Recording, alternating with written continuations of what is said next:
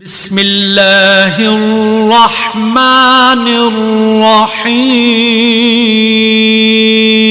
اعوذ باللہ من الشیطان اللعین الرجیم بسم اللہ الرحمن الرحیم الحمد للہ والصلاة علی اہلہا رب اشرح لی صدری ویسر لی امری واحلل عقدۃ من لسانی یفقہوا قولی اما بعد۔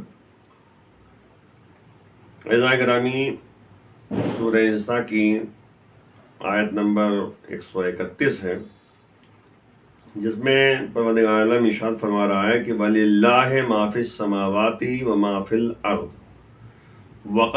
وَلَقَدْ وَصَّيْنَا الَّذِينَ أُوتُوا الْكِتَابَ مِنْ قَبْلِكُمْ وَإِيَّاكُمْ أَنِ اتَّقُوا اللَّهَ وَإِن تَكْفُرُوا فَإِنَّ لِلَّهِ مَا فِي السَّمَاوَاتِ وَمَا فِي الْأَرْضِ وَكَانَ اللَّهُ غَنِيًّا حَمِيدًا۔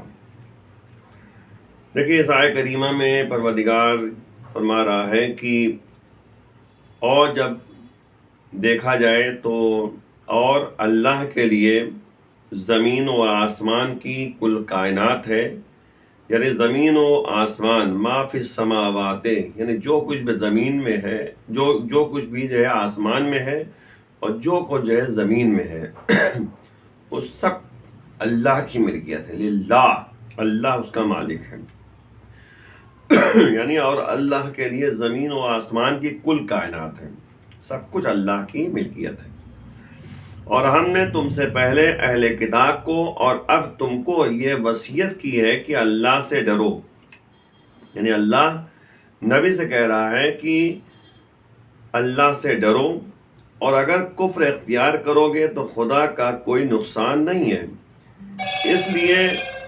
اس کے لیے زمین و آسمان کی کل کائنات ہے، اور وہ بے نیاز بھی ہے اور قابل حمد و ستائش بھی ہے۔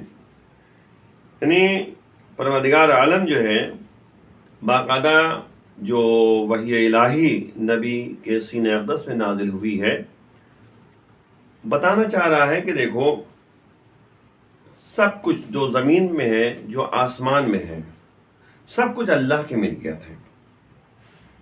اب جب تمہیں معلوم ہے کہ ہر چیز کا مالک پروردگار ہے، تو اب تم ایک کام کرو، اللہ سے ڈرو، کیونکہ ظاہر سی بات ہے کہ زمین پہ بیٹھے ہو، کھڑے ہو، یہ سب جو ہے اللہ کی ملکیت ہے۔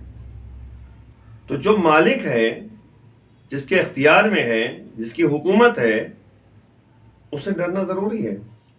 یعنی کوئی ایسا کام نہ کرے جس کی مرضی کے مطابق نہ ہو۔ اور اس کے بعد یہ کہا جا رہا ہے کہ کفر اختیار نہ کرو، یعنی اگر تم نے کفر اختیار کر لی تو خدا کا کوئی نقصان نہیں ہے، یعنی اللہ کو اگر مان لیا بہت اچھی بات، تمہیں فائدہ ہے۔ کفر اختیار کیا تو اس میں نقصان جو ہے اللہ کا نہیں ہے، نقصان آپ ہی کا ہے، اسی کا ہے جس کو کہتے ہیں اللہ کو نہیں مانتا۔ بہرحال اس میں جو ہے اگر غور کیا جائے تو یہاں پر باقاعدہ یعنی یہ بیان کیا جا رہا ہے کہ تین باتیں جو ہے یعنی اس مقام پر جو ہے اس جملے کی 3 مرتبہ تکرار ہوئی ہے۔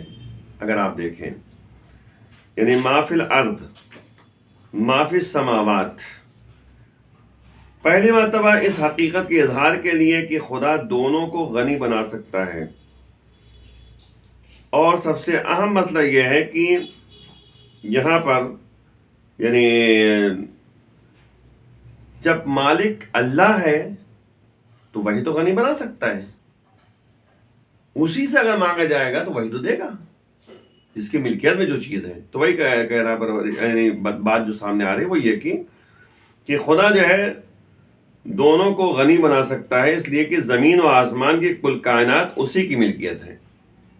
یعنی جو پچھلی آیت میں ہم نے آپ کے سامنے بیان کیا تھا، اور بیان ہو رہا تھا کہ اس سے پہلے کی آیت، تاکہ بات کو جوڑ سکے آپس میں، کہ اللہ نے کہا تھا کہ تم استطاعت نہیں رکھتے کہ تم عورتوں درمیان، اپنی بیویوں درمیان عدالت سے کام لے سکو، کیونکہ تمہارے اندر رجحان جو ہے کسی نہ ایک طرف پایا جاتا ہے۔ تو اب ظاہر سی بات ہے کہ اگر رجحان ایک طرف ہو تو کسی دوسرے کو، اگر دو بیویاں ہیں تو ایک کی طرف رجحان اگر ہے تو دوسرے کو معلق نہ کرو، چھوڑ نہ دو. یعنی تم ایسا نہ کرو کہ نہ چھوڑ رہے ہو، نہ طلاق دے رہے ہو اور نہ اپنا رہے ہو. یہ نہیں ہونا چاہیے. یہ ایک طریقے سے مناسب نہیں ہے، ظلم ہے. کوئی ایک راستہ اختیار کرو، یا تو اس کو چھوڑ دو، طلاق دے دو تاکہ وہ آزاد ہو جائے، اور یا یہ کہ جو ہے اس کو اپنا لو. دونوں باتیں ہیں. تو اب یہ پروردگار کہہ رہا ہے کہ اگر جو ہے یہ دونوں الگ ہو جاتے تو اللہ اپنے فضل و کرم سے بے نیاز کر دے گا. ٹھیک. اب اس کے بعد کی جو آیت ہے کہ اللہ یہ بتانا چاہ رہا ہے کہ دیکھو جو کچھ آسمان میں ہے، جو کچھ جو ہے زمین پر ہے، وہ سب اللہ کی ملکیت ہے. تو جب اللہ اس کا مالک ہے تو وہی تو بے نیاز کرے گا دونوں کو. زن و شوہر کی بات ہو رہی ہے.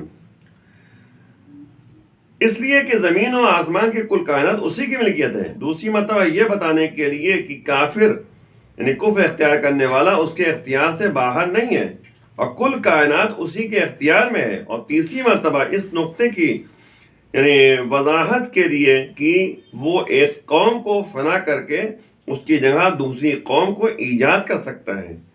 اس میں اس کے لیے کوئی زحمت نہیں ہے کہ زمین و آسمان کی کل کائنات یعنی سب اللہ کی ملکیت ہے، وہی مالک ہے. تو ان تمام باتوں کی طرف جو ہے متوجہ کیا جا رہا ہے کہ یعنی یہ ذہن میں رکھو، اور تمام باتوں کے یعنی خبردار کیا جا رہا ہے کہ تم جو ہے یعنی تقوی اختیار کرو. اور اگر بائی چانس تم نے یعنی کفر اختیار کیا، وَإِن تَكْفُرُوا، اگر تم نے کفر اختیار کیا تو فَإِنَّ لِلَّهِ مَا فِي السَّمَاوَاتِ وَمَا فِي الْأَرْضِ، پر بے شک اللہ کے لیے ہے جو کچھ آسمان میں ہے اور جو کچھ زمین میں ہے نا. وَكَانَ اللَّهُ غَنِيًّا حَمِيدًا، اور بے شک پروردگار جو ہے غنی بھی ہے اور بے نیاز بھی ہے اور قابل حمد و ثنا بھی ہے. تو ذہن میں یہ رکھنا چاہیے کہ اللہ کے پاس سب جب ملکیت ہے تو وہی تو بے نیاز کر سکتا ہے. تو ہمیں یعنی یہ ذہن میں رکھنا ہے کہ اگر بظاہر بات ہے کہ ہم بھی تو اللہ کی ملکیت میں ہے نا، ہم زمین پہ رہتے ہیں، اللہ کی ملکیت ہے. تو ہمیں تقوی الہی اختیار کرنا ہے. مین پوائنٹ یہاں پر بتایا جا رہا ہے کہ ہر صورت میں خوف خدا پیدا کرو، تقوی الہی اختیار کرو، کیونکہ اسی میں جو ہے فلاح و بہبودی ہے، اسی میں کامیابی ہے. اور جگہ جگہ پہ جو ہے، کیونکہ ظاہر بات ہے یہاں پہ ایک جملہ جو میں عام طور پہ کہا کرتا ہوں، کہتا چلوں کہ تقوی الہی اختیار کرنے کا حکم دیا گیا ہے. اور نبی نے ایک جملہ کہا کہ اے علی تمہاری محبت ہی تقوی اور ایمان ہے، ایمان و تقوی ہے.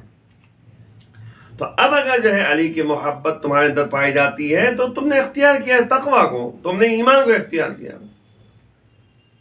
اور اسی طریقے سے نبی نے کہا کہ اے علی تمہاری دشمنی، تمہارا بغض جو ہے یہ کیا ہے؟ کفر و نفاق ہے. تو یہ کہا جا رہا ہے کہ کفر اختیار کرو گے تمہارا یعنی اللہ کا کیا نقصان کیا تم نے؟ تمہارا نقصان ہوگا. آئیے مل کے بارگاہ میں دعا کرتے پروردگار ہمیں اس راستے پہ جس میں تیری مرضی شامل حال ہو جائے. امام کے آوان انصار میں شمار فرما، امام کے ظہور میں تاجر فرما.